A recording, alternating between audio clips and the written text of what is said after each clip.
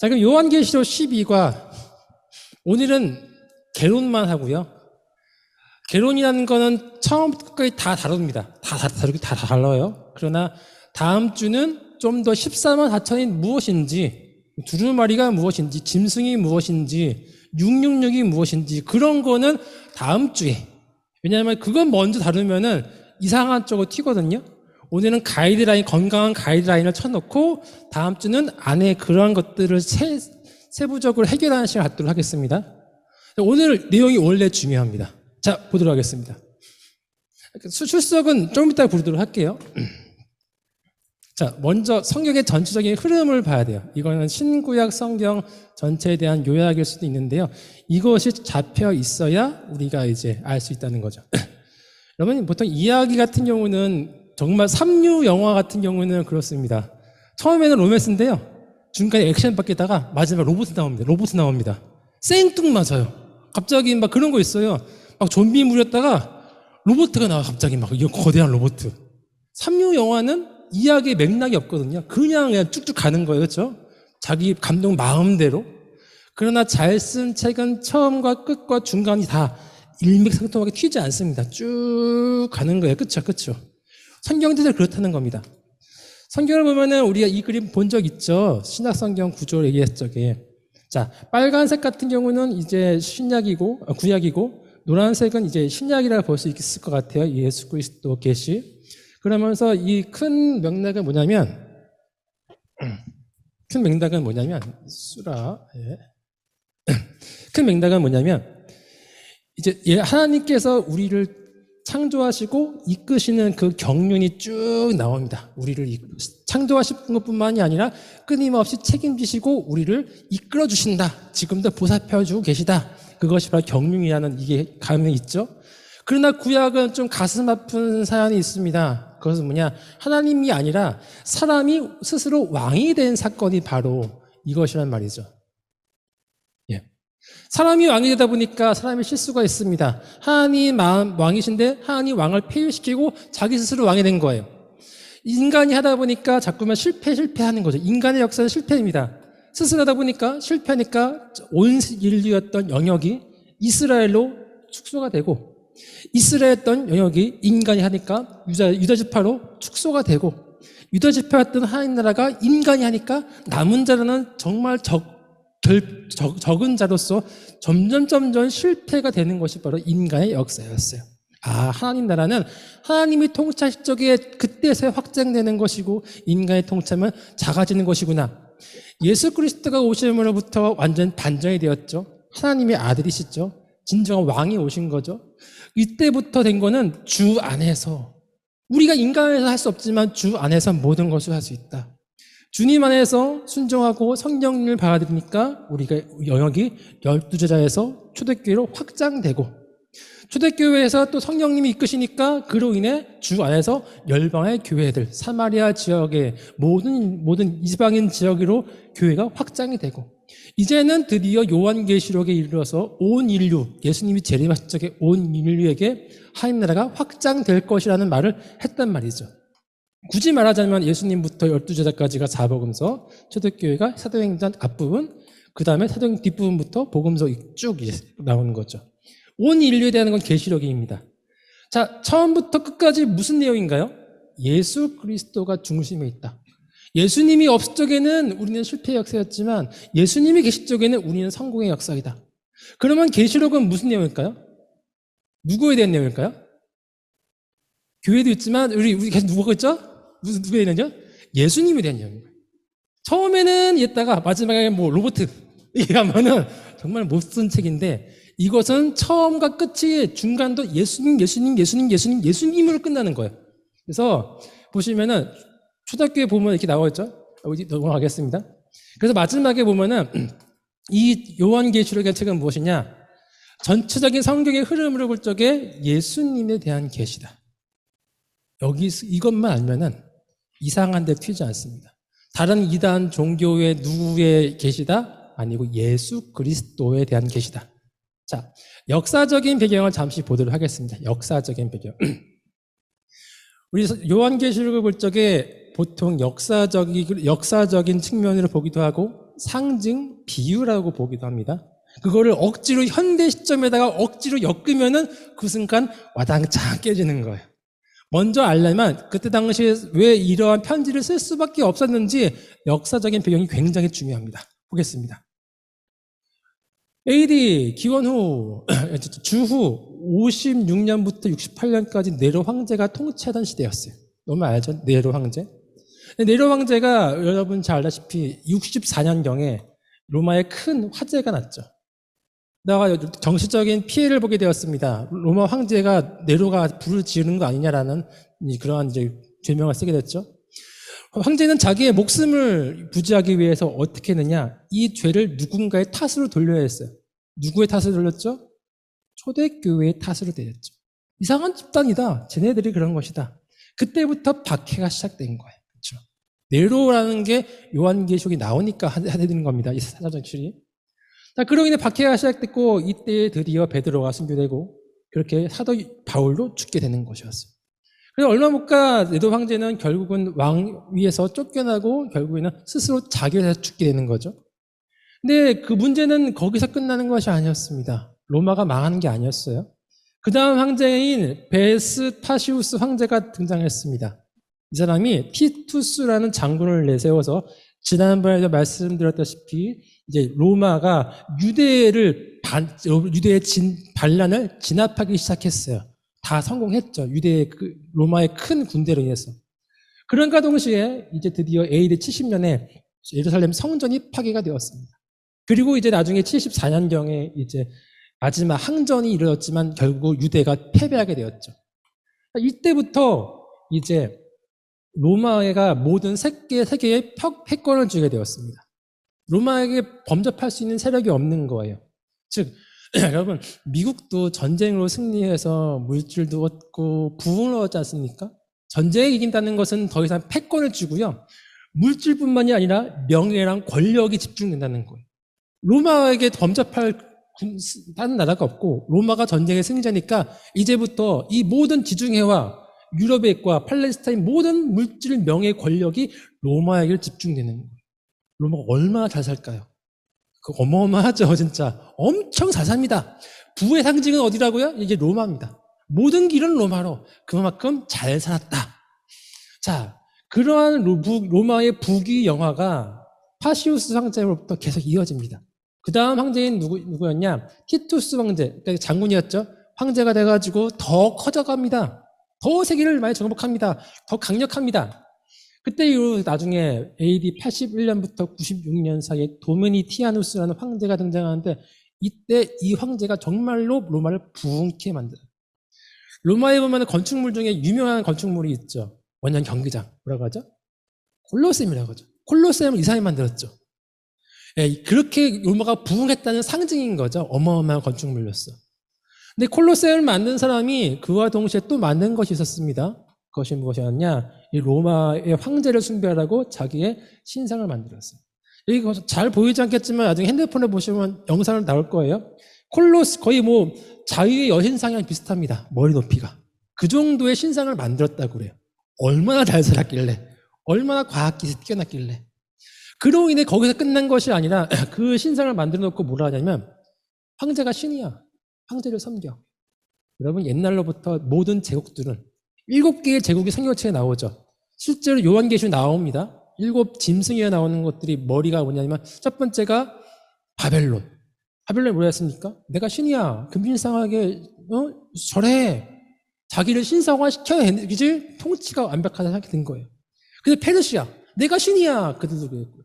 헬라의 네 제국이 있었어요. 헬라의 알렉산더가 죽고 4명의 장군이 있었죠. 셀루코스라 이런 거다. 그들도 얘기했어요. 내가 신천 되려고 했어요. 안티오쿠스 4세도. 그들도 로마도 마찬가지예요. 내가 신이야. 그래야 자기의 통치가 굳건해지니까. 여러분, 그러면서 말한 게 뭐냐면 황제 숭배를 해라. 그러면 로마에는 물질, 명예, 권력이 있어. 교회가 황제 숭배만 하면은 너희들은 잘 살 수 있을 거야. 살기 힘들지? 돈 줄게, 명예 줄게, 권력 줄게. 교회와 신앙만 버리고 황제 숭배만 하면 만사 오케이. 여러분들 신앙 버리고 잘 살고 싶어 하시는 그런 분들 또 있을 수 있습니다. 유혹이죠. 우리 다 유혹 받죠. 즉 이렇게 배교의 유혹이 있는 겁니다. 이때 초대교회가 드디어 그 로마가 하는 모든 행동, 물질, 권력, 돈 이런 것들이 많잖아요. 그런 것과 황제 숭배와 황제 숭배를 안 하는 모든 사람들을 잡아서 죽이고 끓는 가마에 놓고 독주를 마시게 하고 순교를 강요했죠. 이러한 로마의 행태를 보니까 당시 초대교회가 로마를 들어서 큰 음녀다, 바벨론이다라고 이야기를 하게 되었어요. 맞아요. 요한계시록 17장 말씀이지만 여기서 등장하는 음녀라든가 바벨론이라든가 이런 것은 모든 물질 세계에 있어서 하나님을 대적하고 하나님 백성을 탄압하는 그러한 인간들 죄악의 총칭이지만 지금은 가장 센 세력이 누구죠? 로마예요. 로마가 음녀고 바벨론이고 사탄의 세력으로서 초대교회에게 지목받았다는 거예요. 그 큰 음녀, 땅의 임금들도 그와 더불어 음행하였고, 음행이 뭘까요? 황제 숭배해라. 그러면 내가 살려줄게. 황제 숭배해라. 그러죠. 땅에 사는 자들도 왕은 아니지만 모든 나라 점령했죠. 왕은 아니지만 초대교인들도 마찬가지대로 그 음행의 포도주에 취하였다 하고 황제 숭배만 하면 살려줄게. 그랬단 말이죠. 내가 보니 여자가 붉은빛 짐승을 탔는데 왜 붉은빛일까요? 순교자들의 피죠. 너 나 말 안 따라 다 죽일 거야. 그 피를 뒤집어 쓰니까 붉은 자들의 피라고 붉은빛 짐승이라고 이야기를 했죠. 그 짐승의 몸에 하나님이 모독하는 이름들이 가득 찼고 가득하다는 것은 하나님의 이름을 모독하는 게 뭡니까? 하나님이 아닌 다른 신을 우상을 숭배하는 게 하나님의 이름을 모독하는 거라고 구약에서부터 누누이 말해왔습니다. 일곱 머리, 로마의 일곱 머리는 뭘까요? 열뿔은 뭘까요? 일곱 머리라는 거는 로마시에 실제로 7개의 언덕이 있습니다. 그걸 얘기합니다. 아주 유명한 언덕들이 있어요. 일곱 머리 그러면 다 압니다. 그때는 알았죠. 우리는 모르지만 그때 당시에 그거 다 알았죠. 열뿔은 뭐냐? 이거는 지금 시점에 미래의 시점까지 얘기한 건데 결국은 로마의 황제 중에 초대교회를 박해한 황제가 10명이 나옵니다. 10명의 황제가 있고 무엇으로 배교하라 유혹하냐? 너희들 사탕 숭배하면서 그냥 공짜가 아니에요. 해만 대가를 줄게. 그 대가가 이겁니다. 그 여자는 자줏빛과 붉은빛. 옛날에 자줏빛과 붉은빛이라는 건 내기 힘들었죠. 그 조개 껍질을 1000개를 만들어 집정관에 파란색, 그 보라색 그 망토, 승리할 때 입고 온 망토를 일하는데 그게 엄청나게 비쌌다 그러죠. 자줏빛은 엄청난 부의 상징이었던 거예요. 조개가 1000개인가 10,000개인가 들어가야 될 정도로. 그렇게 돈을 줄 거야. 잘 사는 거의 상징입니다. 금은 보석, 진주를 꾸미고 손에 금잔이래요. 얼마나 화려하고 유혹할 만한 게 금자에 담겨 있다는 거죠. 그 금자에 담겨 있는 게 뭐예요? 음행이 담겨 있는 거죠. 가져간 물건과 그의 음행이 더러운 것들, 그렇죠? 이런 것들이 다 더러운 것들이에요. 하나님이 아닌 것을 하나님의 그러고 우상 숭배, 유혹하는 모든 것들. 금은 뭐야? 사탄이 뭐라고 했습니까? 예수님 보러? 물질 시험, 권력 시험, 다 했잖아요. 그런 것들 말하는 거죠. 이마의 이름이 기록되었더니 비밀이라. 큰 바벨론이라. 하필이면 큰 바벨론일까? 하필이면 바벨론일까? 구약 성경 보면 바벨론 2번 나오죠. 창세기 10장에 11장이죠. 바벨론 나오고. 하나님 나와봐라 하면서 올라가가지고 막 싸우려고 했던 하나님 이름을 모독했던, 그리고 그 큰 나라로서 사람들을 이제 하나님 모독하는 거에 끌어들였던 그 악의 상징 바벨론. 바벨론 국가도 등장하죠. 거기서 뭐라 했습니까? 그 큰 바벨론으로서 하나님을 부인하게 했던 바벨론. 그 모든 구약시대 때 세상의 권세를 하나님의 백성을 박해한 세력, 그거 중에 왕 중에 왕이 지금의 로마다라고 이야기하고 있는 것이죠. 땅의 음료들과 가증한 것들이 어미라 하였더라. 바벨론 중에 가장 강력한 어미 바벨론이 바로 로마라고 얘기합니다. 이제 정해졌습니다. 이것이 바로 짐승이에요. 그렇죠? 가장 탄압한, 우리는 지금 시대는 다른 것이 될 수 있겠죠. 상징성으로 봤을 적에. 이제 둡니다. 이 짐승을 숭배해서 우상 숭배, 황제 숭배하면은 너희들은 살 것이고 이 음행하는 모든 것들을 가질 수 있을 거야. 그러나 신앙을 지키면 너희를 붉은빛처럼 순교자 된다. 어떻게 할래? 초대교회 사람들을 선택했습니다. 많은 사람들이 누구죠? 어느 황제였죠? 이 황제가 세웠던 콜로세움을 순교하기로 작정을 했어요. 그래도 살아남은 사람들은 살고자 신앙을 지키기 위해 카타쿰에 숨었던 것이죠. 황제 숭배는 안 돼. 그렇게 숨었던 역사의 배경이 있습니다. 근데 여기서 끝나면 됩니다. 도미티아누스가 그 황제만 죽으면 이제 끝난 거네? 10년만 참을까 하면 되는데 문제는 엄청 암담한 현실이 펼쳐지는 거예요. 로마가 언제 망했죠? 기원후 300년대쯤에 이제 4세기, 5세기 갔나요? 엄청 오래 갔죠? 그때까지 여러분 보시면 지금까지 현재는 여기입니다. 지금 여기가 지금 요한계시록 쓴 시점입니다. 요한계시록 쓰기 전까지 이미 로마가 그 짐승이 초대교회를 박해한 게 2명의 왕이 있었어요. 두 짐승이라고 있죠. 두 머리. 그렇죠? 그런데 이 이후로 몇 개의 황제가 초대교회를 박해했을까요? 7개의 황제가 더 박해합니다. 지금 당한 것보다 앞으로 당할 박해가 더 심한 거예요. 마지막에 콘스탄티누스 황제가 기독교를 공인했죠. 여기까지 합쳐가지고 열 머리라고 얘기하죠. 열 뿌리라고 얘기하죠. 그런데 앞으로 있을 이러한 박해 현실이 있으니까 암담한 거예요. 이러한 현실 가운데서 요한계시록에 쓰여졌다.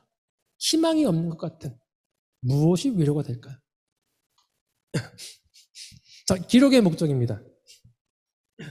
요한계시록 1장부터 3장까지는 여기로 끝나고 다음 주는 할 필요 없을 것 같습니다. 자, 이때 반모섬에 이제 예배소 교회에서 디모데가 사역하고 있었습니다. 바울이 자기 충성된 디모데를 여기다가 딱 심어놓고 자기는 이제 로마를 보아야 하리라고 갔죠. 바울의 수제자 디모데를 심어왔다는 건 뭐냐면 에베소가 그만큼 중요했다는 겁니다. 바울이 선교 못한 곳이 아쉽게도 가려고 했지만 성령이 막은 곳이 아시아라 위에 뒤쪽에 이제 갑바도기아 그쪽이잖아요. 그렇죠? 여기가 그렇게 선교하기 핫플레이스였어요. 에베소에 그렇게 열심히 했잖아요. 가장 수제자 디모데를 심어놨는데 실제로 이 디모데가 열심히 사역했던 것 같습니다. 에베소 교회에서 이제 7개의 교회가 이렇게 생겨났다는 걸로 추측이 되어져요. 왜냐면 그렇죠? 순서가 서마나 버가모, 두아디아, 사대, 빌라델피아, 라오디에 이렇게 되는 순서가 바로 요한계시록 2, 3장에 나오는 그 편지 쓴 순서죠. 순서가 이렇게 생겨서 이렇게 전도가 됐나? 뭐 이렇게 추측이 되어지기도 하고요. 근데 문제는 뭐냐면 여기 에베소에서 바울이 갔을 적에 그랬잖아요. 그 아데미 신전이 있어가지고 아데미 금신상에 대해서 피해가 보니까 크도다 아데미 신이여 하면서 바울을 박해했던 사건이 있었습니다. 그 금신상 만드는 사람들이 막 못 사겠다고 바울을 어떻게 하라고 그랬잖아요. 근데 그게 매월 5월마다 열렸거든요. 매년 5월. 그 바울이 죽은 후로도 5월마다 그 아데미에 대한 그게 뭐죠? 그런 행사가 있었습니다. 근데 5월 어느 날 디모데가 순교당해요. 여기서 그 사람들 때문에. 그리고 부랴부랴 급하게 온 사람이 누구다? 바로 사도 요한이 급파된 거죠. 사도 요한이 이제 아시아와 7교회를 책임지게 되었습니다. 사도 요한이 담대한 사람이죠. 예수님이 사랑한 제자였으니까요. 어느 날 이 사람이 사도 요한이 길을 걷다가 이제 로마 여기 도미티아누스 그때였으니까 그렇죠? 이게 때였으니까 야 황제 숭배해. 보통 그거 있잖아요. 신사 참배해. 그러니까 사도 요한이 누나 꿈쩍하지 않습니다. 내가 왜 하냐? 그러면서 진짜 꿈쩍하지 않아요. 그러니까 그를 잡아간 거죠. 신사 참배하지 않은 사람에게 처음으로 행했던 바로 그 형벌이 무엇이었냐? 독주를 마시게 하는 것이었어요. 죽는 거죠. 사형. 황제 숭배할 거야 안 할 거야? 안 해. 난 죽어도 안 해. 그러면 죽어. 독주를 마시겠습니다. 실제로 사도 요한이 독주 마셨어요. 죽었을까요? 안 죽었을까요? 소크라테스는 죽었는데 사도 요한은 안 죽었어요. 안 죽었어요. 놀란 거죠. 안 죽네? 그 다음 형벌이 뭔지 아십니까? 바로 끓는 가마에 넣는 거예요. 펄펄 끓는 가마에 사람을 산채로 넣는 겁니다. 사도 요한이 죽었을까요? 안 죽었을까요? 놀랍게도 전혀 안 죽는 거예요. 그러니까 로마가 놀라면서도 열받는 거죠. 감히 살아있다는 거는 뭔가 있긴 있는 건데 황제도 신이고 너희도 신이고 신끼리의 전투라고 했던 거죠. 그러면서 이 사도 요한을 또 죽여야 되는데 그 다음 칼로 죽여야 돼. 칼로 죽인다는 것은 뭐냐면 로마가 이 사도 요한한테 졌다는 느낌이 드는 거예요. 칼은 뭐 안 쓴 겁니다. 그래? 그러면 뭡니까? 죽지 않는 극심한 고통 속에 넣어서 항복할 때까지 거의 고문을 시키는 거죠. 그 고문으로 인해 간 곳이 어디다? 100km 떨어진 에베소에서 100km 떨어진 반모섬에 유배를 시켜버립니다. 여기서 이제 그냥 편하게 섬에서 유배지에서 가만히 있던 게 아니에요. 반모섬에서 하는 산업이 있습니다. 산업. 그것이 무엇이냐? 채석장. 돌 캐는 거죠. 엄청 힘들지 않습니까? 여러분 돌 캐 봤습니까? 제주도에서 제가 이제 전경 생활 쪽에 돌 가지고 초소 짓고 그랬거든요. 엄청납니다. 밭이 찢어지고 막 장난 아니에요. 근데 그걸 캐요. 이게 쉽지 않거든요. 그 나이 드신 할아버지가 돌을 캐는 일을 하고 있는 거예요. 엄청 힘들고 몸도 피폐하고 정신도 피폐하는데 그런 가운데 쉬고자 하면은 동굴에 들어가서 쉬었다고 합니다. 심지어 나올 수도 없습니다. 예. 그런 도중에 요한은 자기보다 이 7교회가 더 자기가 남겨오고 왔던 에베소와 아시아 7교회가 더 걱정이 되는 거예요. 그 이유는 무엇이냐? 자기는 어떠한 로마 황제의 박해가 있다 하더라도 로마 숭배 안 하거든요. 죽으면 죽었잖아요. 하지만 이 7교회의 젊은 사람들은, 나의 자녀들은 지금 박해를 받고 있고 실제 죽어나가고 있어요. 장사도 못해요. 카타콤에 숨어 있어요. 이러한 사람들은 결국에 배교의 유혹이 있는 거죠. 예수님만 버리면 살 수 있는데 예수님 버릴까? 아니지. 버릴까? 아니지. 이러고 하루에 12번씩, 100번, 20번씩 계속 이러고 있단 말인 거죠. 그러나 요한이 봤을 적에는 그거는 죽는 일이고 잠깐 살려고 죽는 일이고 영원한 예수 그리스도를 잡는 것이 사는 길인데 얘네들이 배교하면 어쩌나 다를 동동 구리고 있다는 것이었어요. 바로 그렇게 요한이 걱정하고 있을 적에 그때 비로소 하나님에게 커다란 환상이 보이는데 그 환상이 무엇이냐면은 영광스러운 예수님이 보인 것이었어요. 그러면서 요한계시록 1장에 이렇게 예수님의 모습이 이렇게 표현되어 있죠. 첫 번째 표현 이겁니다. 7 금촛대를 보았는데 촛대 사이에 인자 같은 이가 있고 7 금촛대라는 거는 이제 스가랴서에나 등장하나요? 교회를 얘기하죠. 7 교회의 주인이 누구다? 예수님이시다. 나는 처음이요 나중이니 알페와 오메가 즉 창조주이시고 처음 창조주이기도 하시고 심판자이기도 하신 예수님이시다. 그 입의 좌우의 날성검 그 뭐라고 하죠? 예배소에서 말씀이라죠. 말씀으로 오신 분이 예수님이시다. 그 눈에 불꽃 같고 불이 나는 것은 신의 사랑이 임재했던 하나님의 형상 중에 하나가 불이었습니다. 불이죠.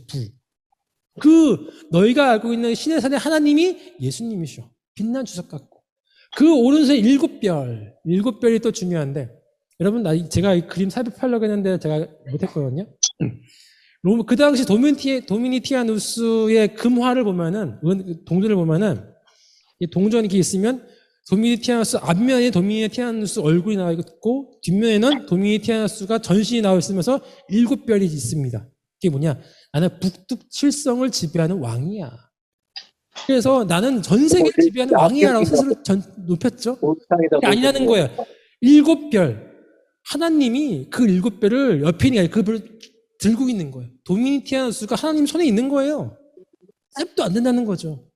사망과 음부의 열쇠를 가져놓으라. 예수 그리스도께서 십자가의 죽으심과 사심으로 인해서 그 음부에 갖다서 우리를 구원할 수 있는 열쇠가 예수님께 있더라. 충성된 증인, 예수님이 증인으로 오셨죠. 내가 하나님의 아들이다. 내가 진리이다. 말씀하셨죠. 임금들의 머리, 그분은 왕 중의 왕이에요. 그 어떤 왕도 예수님을 못 따라가. 이렇듯 간단하게 얘기해서 이거는 영광스러운 예수님의 형상이에요. 이 표현 일단 대충 기억해 두십시오. 뒤에 또 나옵니다. 그러면서 그 예수님이 뭐라 말씀하셨냐? 내가 보는 것을 두루마리에 써서 7 교회에 보내라. 7 교회 이러면 예수님께서 7 교회에 보낸 메시지가 뭘까요? 지금도 축하할 수 있습니다. 배교하지 말라. 그치죠? 믿음을 지켜라. 너 지금 잠깐 배교하면은 영원한 이 구원의 상징이 너희에게는 없다. 배교하지 말라. 그것이 너의 사는 길이다. 배교하면 잠깐 첫 번째 죽음은 있을지 모르겠지만 두 번째 죽음, 하나님과 떨어지는 죽음, 그거는 못 돌이킨다. 배교하지 말라가 핵심이었어요. 맞아요. 7교회 보내라. 보자 이미 끝난 거예요. 내용은.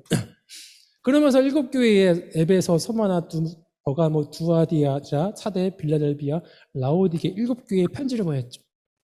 내용은 복잡하지만 너무너무 간단한 원리가 있습니다. 근데 앞에 봤던 내용이 7별 다니시는 아까 나왔죠? 뭐예요? 예수님. 그렇죠? 저 권능이 있는 예수님. 처음 나중 나왔죠? 아까 나왔죠? 그 예수님이 편지 쓴다는 거예요, 너한테. 저희 나성 말씀이죠. 아까 나왔던 거예요. 다 나왔던 거예요. 불꽃, 7별, 다윗의 열쇠, 닫을 수 없고, 충성, 근본. 그 예수님이 너에게 직접 보내는 메시지야 하면서 다 보낸 겁니다. 아, 예수님이 7교회에게 직접 쓰신 메시지구나. 근데 이 에베소 서머나 보면은 서머나라든가 빌레델비아는 책망받지 않는 교회다. 그런 설교도 있죠. 물론 맞습니다. 그러나 여기의 핵심은 칭찬이고 뭐고 나발이고 그게 아니라 이들은 다 어느 현실에 있습니까? 박해의 현실에 있는 거예요.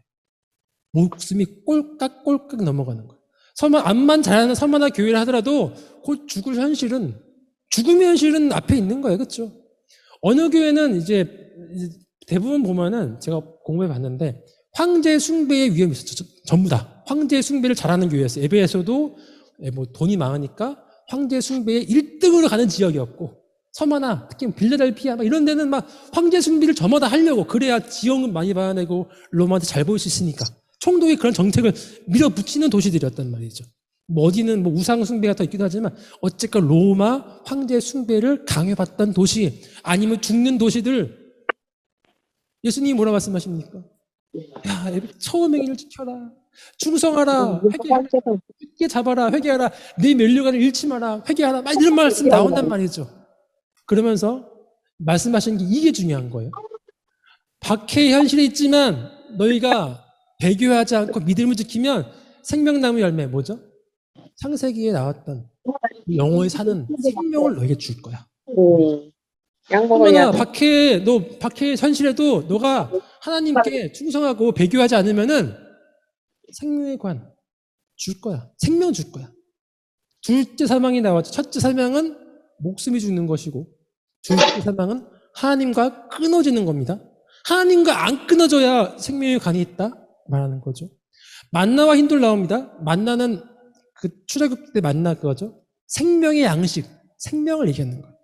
힌두는 뭡니까? 옛날 초청장이 힌두였답니다. 힌두를 가져가면은 어디 초청장 이게 있었거든요. 즉 생명을 얻고 예수님의 혼인잔치에 들어갈 수 있는 초청장을 너에게 줄 거야. 결국 생명이에요. 새벽별은 뭡니까? 새벽별, 지새우, 그거 알죠?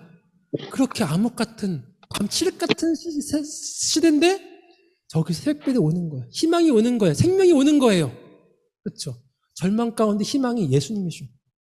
예수님의 희망, 생명을 얻을 수 있을 거야. 생명입니다. 흰옷은 무엇입니까? 정결한 신부죠. 정결하게. 죄를 씻음 받을 거야. 회개해. 죄를 씻음 받을 거야. 생명책을 내 이름에 넣어줄게. 성전의 기둥, 빌라델비아가 큰 지진이 일어났었거든요, 한 번요. 지진이 일어나가지고 온 건물이 잘 짓지 않았지 않습니까? 기둥이 다 무너졌대요. 그래서 일본처럼 지진에 대한 노이로지가 있습니다. 즉 뭐냐, 너가 참으면은 흔들리지 않는 집, 흔들리지 않는 기둥, 그것만 엄청난 거였거든요, 그 사람들에게는. 그 지역에서는. 즉 생명을 줄 거야. 영원한 생명을 줄 거야. 나와 더불어 먹어라. 아버지 보자. 그것도 생명인 거예요. 아, 간단하구나. 결국 이거는 이 모든 것을 간단하게 하나님의 아들이신 예수님의 엄중한 말씀, 그분이 쓰신 말씀인데 박해나가고 있는 교회에게 뭐라고 얘기하냐? 배교하지 말라. 믿음을 지켜라. 그러면 뭐 준다? 간단하죠. 생명을 준다. 너무 간단한 거예요. 그렇죠? 예수님의 말씀대로 배교하지 않으면 너에게 생명을 줄 거야. 배교하지 마. 로마 무서워하지 마. 너무 무서워요. 진짜요. 자, 그리고 이제 편지의 내용을 볼 건데 가장부터 22장. 오늘은 끝까지는 하긴 할 거지만 대충 할 겁니다. 세세한 것들 14만 4천 짐승 공부를 안 해서 그래. 들어갈 시간이 없어요. 예? 금방 끝날 겁니다. 사도 요한이 편지를 씁니다. 반모섬에 있어요. 그렇죠? 반모섬은 나갈 수 없는 섬이에요. 편지를 쓰면은 그 편지를 에베소 교회라든가 7 아시아 교회에 쓰고 싶어요. 이미 이 섬에는 이제 사도 요한은 이제 죄수의 신분이기 때문에 나갈 수 없지 않습니까? 그러면은 이제 이 에베소 아시아 지역과 반모섬을 연결하는 섬이 있지 않겠습니까? 배가 있지 않습니까? 배가? 그 배 누가 운영할까요? 교회가 운영할까요? 로마가 운영할까요? 로마가 운영하는 거죠. 그러면은 암만 편지를 써도 로마 검열에 받을까 안 받을까요? 무조건 받는 거예요. 어떤 허튼 소리 쓰면은 편지가 갈까요 안 갈까요? 못 가요. 그럼 거기다가 도미니피아누스를 숭배하지 말라, 황제 숭배하지 말라 쓰면은 편지 갑니까 안 갑니까? 당연히 안 가죠. 제가 전에 성경 공부를 배웠던 교회가 생명나무 열매라는 교회가 있어요. 네, 그 교회에서 했는데 그분이 중국으로 그렇게 가서 이게 강의를 하였습니다. 신학교 강의를 하였습니다. 불법인 거죠. 그냥 중국은 기독교가 안 되는 거예요. 근데 거기에 초청을 합니다. 오라고. 그러면은 이제 공안들이 이제 중간에 가가 중간에 닥쳐가지고 잡아가고 막 그러게 하거든요. 진짜 그래요. 몇 번 그랬대. 목사님 잡힐 뻔했대요. 그럼 미리 연락을 주는 거예요. 신학교에서 연락이 와가지고 이 목사님을 초빙하고 싶습니다. 그러면은 교회에서 말씀 준비하러 몇월 며칠 갈까요? 그러면 그걸 공안이 듣고 있어요. 걸릴까 안 걸릴까요? 걸려 다 체포 당하는 거예요. 어떻게 얘기되죠? 암호를 쓰는 거죠. 비유를 쓰는 거죠.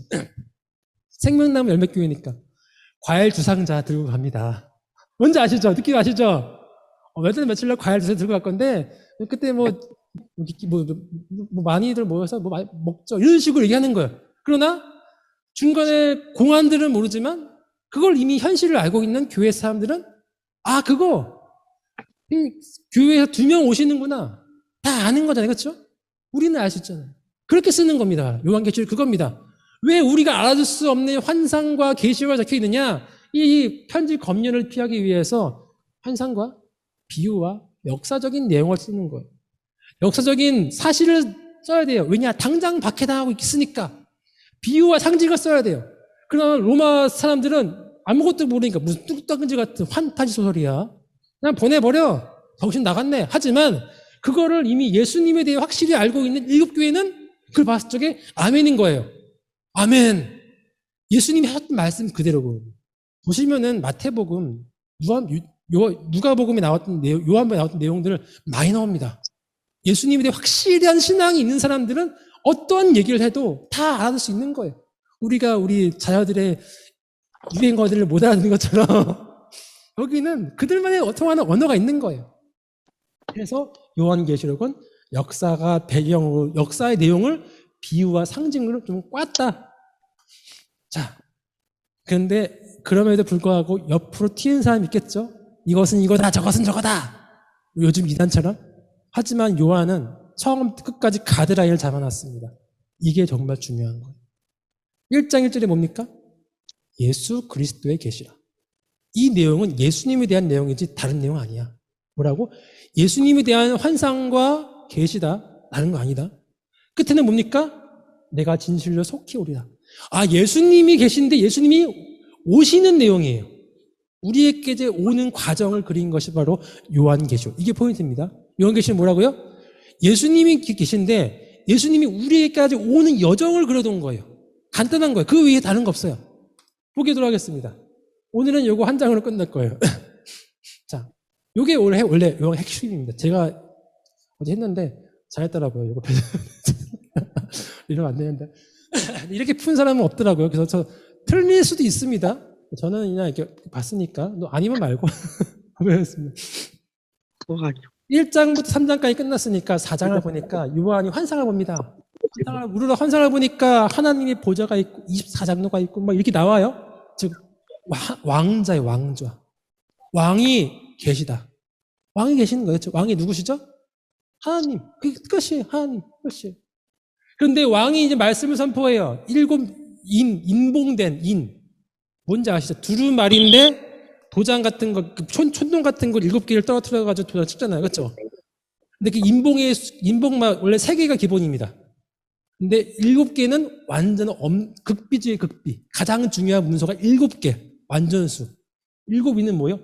진짜 왕의 엄중한 말씀. 반드시 이루어질 말씀이에요. 그 말씀을 선포하는 게 인을 띄는 거예요. 자, 그리고 나서 왕의 행차가 있습니다. 나팔불죠.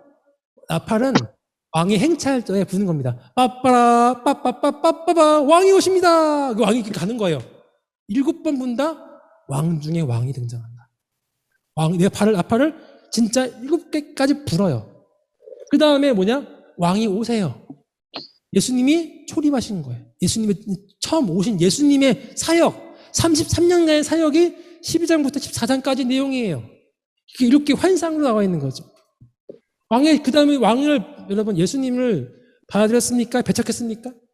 배척했죠. 그럼 왕이 어떻게 하죠? 이제는 심판 내려야죠. 왕을 거부했으니까, 반란이니까. 왕이 심판 내리는 거예요. 이거 대접 뭡니까?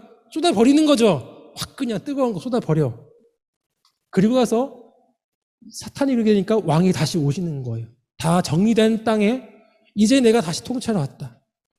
이게 요한계시록의 간단한 내용입니다. 근데 문제는 뭐냐면 왕이 오시는 거에 따라서 사탄은 어떨까요? 이게 이제 우리가 무서워하는 내용인데, 자, 왕의 말씀이 선포됩니다. 정말 강력한 왕이 있어요.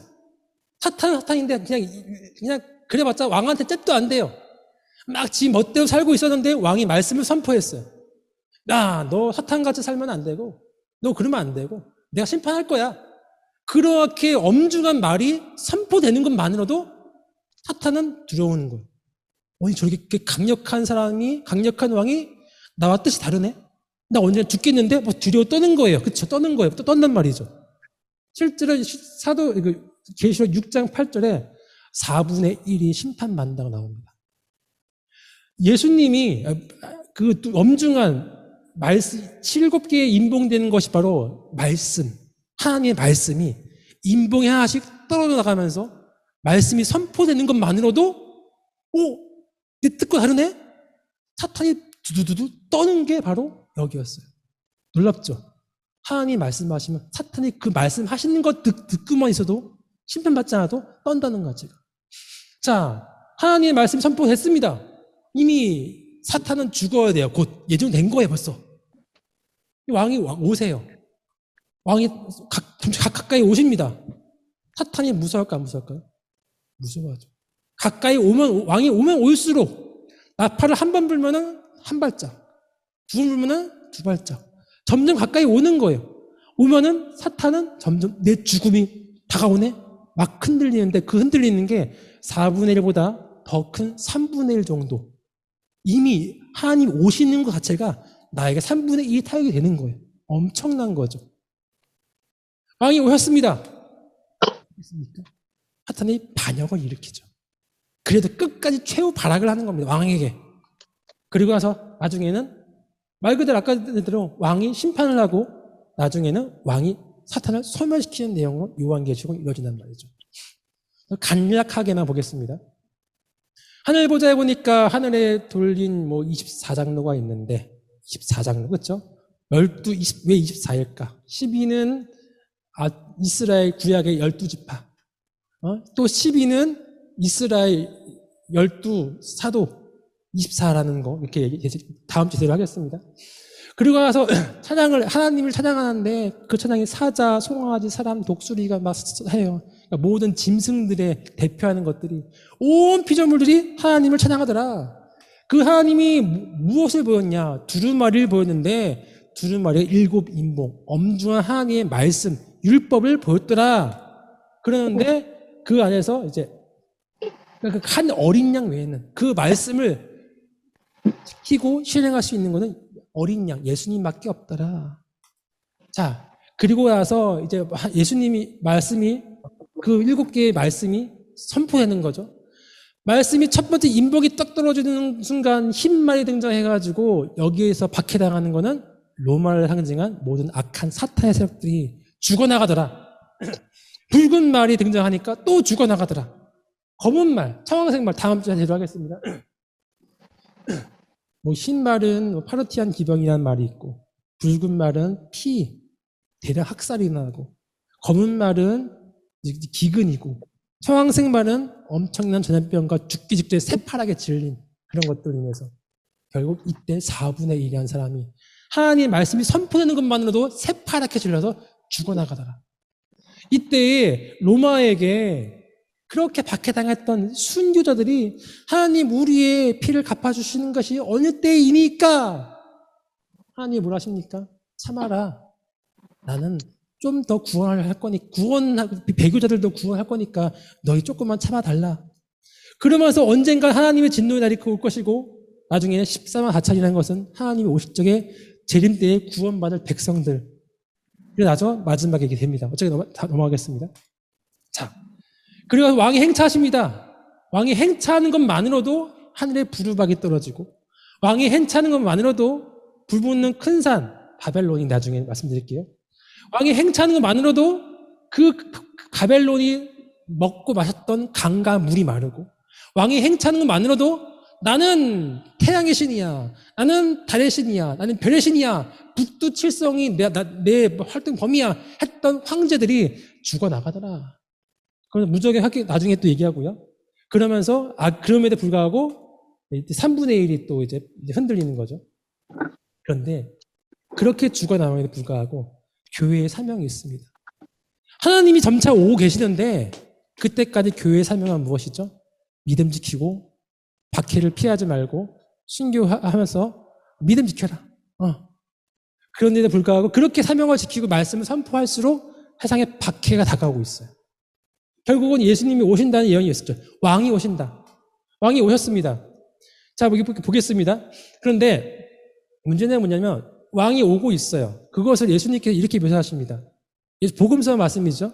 또 어떤 임금이 다른 임금과 싸우러 갈 때에 먼저 앉아 1만 명으로서 저 2만 명을 거느리고 온 자를 대적할 수 있을까 헤아리지 아니하겠느냐. 만일 못할 터이면 그가 아직 멀리 있을 때에 사신을 보내어 화친할지니라. 여기서 어떤 임금이 올까요? 세상의 권세잡은 지금의 임금들, 그렇죠? 로마. 그런데 예수님이 오고 계세요. 로마 물론 강하죠. 1만 명이나 되는 병사를 거는 정도로 정말 강력한 군대죠. 그렇죠? 근데 하나님은 더 강력한 2만 명이라는 군대를 끌고 오는 이길 수 없는 그런 엄청나신 분이 오고 계세요. 그러면 그것을 이 말씀과 오고 계시는 걸 알고 있으면은 사탄은 못 이깁니다. 오시면. 어떻게 해야 될까요? 멀리서 화친해야죠. 회개해야죠. 아이고 하나님, 내가 미쳤나 봅니다. 이제부터 회개하겠습니다. 저 살려주세요. 회개해야 되는데 결론은 뭐다? 회개하지 아니하고 오히려 우상에게 절하고 또 그 살인과 복술과 음행과 도둑질로 회개하지 아니하더라. 그들은 회개하지 않았어요. 자, 그리고 나서 왕이 초림을 하시는데 이 초림은 진짜 예수님이 오신 겁니다. 여인이라는 거는 교회고요. 아이라는 건 예수님이시거든요. 네? 예수님이시거든요. 이 아이가 온 세계를 거느릴 수 있는 권리가 있더라. 그런데 예수님이 오셔가지고 사탄과 싸우지 않았습니까? 돌로 떠그리게 만들어라. 그거 이기셨죠? 사람들은 못 이기는 그러한 모든 인간의 정욕과 그런 것들을 이기시고 율법을 행하셨죠? 하늘 전쟁에서 아이가 승리했어요. 그런데 결국 예수님이 어린 양의 피로써 결국은 순교하세요. 그리고 여인이 남겨졌습니다. 교회였죠. 남겨진 교회가 박해를 받습니다. 짐승. 바다라는 거는 7개의 제국들이 활동했던 영역이 바다였죠. 그로 인해 부와 명예를 얻었죠. 그 짐승들이 7개의 머리, 7개의 제국들이 그렇게 기세등등하게 야, 이제 우리의 왕을 죽였다라고 하면서 살아갔는데 잠깐 동안 그렇게 자기들이 살았다고 권리를 우길 거예요. 666도 다음에 말씀드리고요. 이때 등장하는 것은 무엇이냐면 예수님이 오셨을 적에 예수님을 섬겼던 왕의 백성은 누구이고 예수님이 오셨음에도 불구하고 이 모든 짐승을 섬겼던 사탄의 백성은 누구인가? 그들에게 무엇이 할 것인가? 말씀을 알려주는 것이 등장하고요. 또 왕의 심판이 그러면서 이거에 대해서 예수님께서 하신 말씀이 하나 있습니다. 예수님이 오셨잖아요. 박해했잖아요. 한 집주인이 포도원을 만들어. 여기 집주인 누구죠? 하나님이십니다. 하나님이 세상을 만드셨어요. 누구에게 주었죠? 농부들에게 주었죠. 농부들이 지금의 권세 잡은 사람들, 잘 다스리라고 왕을 세웠죠. 그런데 그들이 하나님이 보내신 종들을 때렸어요. 소출을 안 주려고요. 하나님이 뭘 하십니까? 후에 자기 아들을 보내요. 누구죠? 예수님이시죠. 그러면 존재하리라. 예수님이 지금 오신 거죠. 뭐랍니까? 상속자니 자 죽이고 그의 유산을 차지하자 하고 이에 잡아 포도원 밖으로 내쫓아 죽였느니라. 실제 박해했던 것이 바로 이 내용입니다. 그렇죠? 이 내용이 그 내용입니다. 그렇죠? 그러면 이제 앞으로 이제 이 이후의 사건은 뭘까요? 예수님이 죽였어요. 그러면 포도원 주인이 올 때에 그 농부들을 어떻게 하겠느냐? 어떻게 할 것 같습니까? 왕이 왔는데 왕의 아들을 죽였어요. 심판받게 되는 거죠. 그 악한 자들을 진멸하고 포도원은 제때의 열매를 바칠 만한 다른 농부들에게 새를지니라.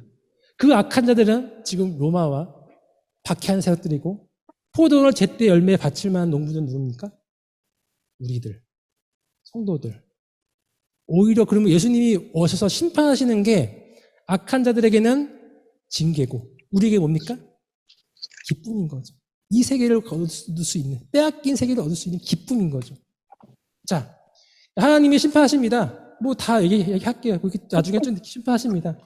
그러면서 이 심판의 끝에 뭐냐면 사탄을 멸망해요. 그러나 성도, 예수님을 믿고 따르는 우리는 뭡니까? 어린 양의 혼인 잔치 같은 거예요. 사탄에게는 예수님의 심판이 정말 징계지만 예수님을 그동안 믿고 따랐던 우리는 잔칫날인 거예요. 여기 나옵니다. 이때 잔칫날 먹었던 고기가 어떤 고기라고요?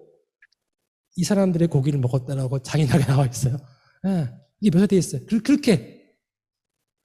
그리고 나서 예수님이 깔끔해진 그 땅에 오셔가지고 남은 모든 세력들, 사탄은 죽었지만 사탄을 추종하는 그 세력들을 박멸시켜버려요.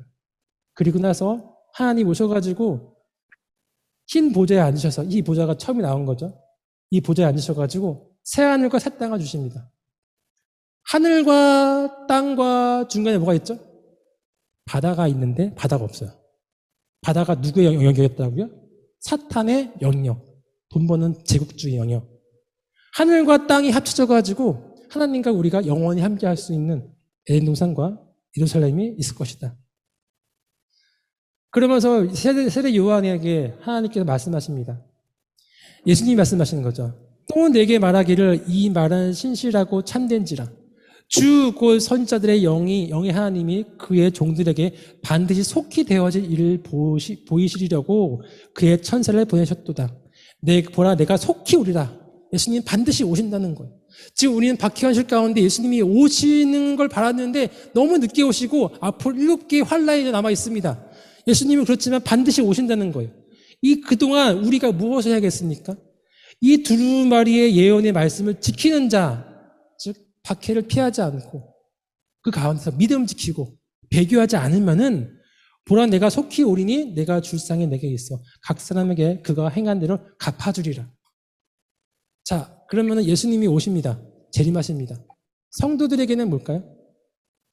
아멘 주 예수여 오시옵소서. 예수님이 오시는 게 잔칫날이죠. 배교자들에게는 뭘까요? 잠깐의 유익을 위해서 사탄을 숭배했던 배교했던 사람들에게는 예수님이 오시는 게 싫은 거예요. 여러분 이런 예를 들 수 있겠죠. 두 학생이 이제 쉬는 시간에 싸웠어요. 한 명의 큰 애가 한 작은 애를 밀방을 때렸습니다. 맞은 애는 이유도 억울해요. 그렇죠. 뭐 때렸습니다. 맞은 애는 진짜 막 하소연해가지고 내가 이렇게 울면서 내가 이렇게 서러움을 당해야 되나 진짜 갈굼당하고 왕따당하고 막 그랬단 말이죠. 종이 울렸어요. 띠디니 종이 울리면 누가 심장이 뛰죠? 때린 애인가요? 맞은 애인가요? 때린 애가 종소리만 들어도 선생님 오시네. 선생님 오시면 나 죽네. 무서운 거예요. 그렇죠? 선생님 오시는 소리가 발작이 들려요. 저벅 그러면은 저 오는 소리가 때린 애가 두렵나요? 맞은 애가 두렵나요? 네. 때린 애가 두렵고 맞은 애는 기쁨의 소리죠. 선생님이 오시면 이 억울함을 회초리로 엄청 때려주신다. 징계를 풀어주신다. 드디어 문 열고 들어오셨습니다. 그러면 문 열고 들어오는 그 순간이 맞은 애는 잔칫날이고 때린 애는 심판의 날이고 그러면 우리는 그 가운데 어떻게 될 것인가? 똑같이 때려줄까요? 똑같이 때리면 어떻게 되죠? 누가 맞는 거죠? 맞는 거죠. 요한계시록은 요걸로 표현할 수 있습니다. 여러분들이 어떻게 될 거냐? 쉬운 시간에 맞았어요. 인내하고 참고 말도 안 되죠. 우리는 때려주고 싶은데 선생님이 오시면은 그때 너희 눈물을 닦아주실 거야. 간단하게 얘기할 수 있는 거죠. 자,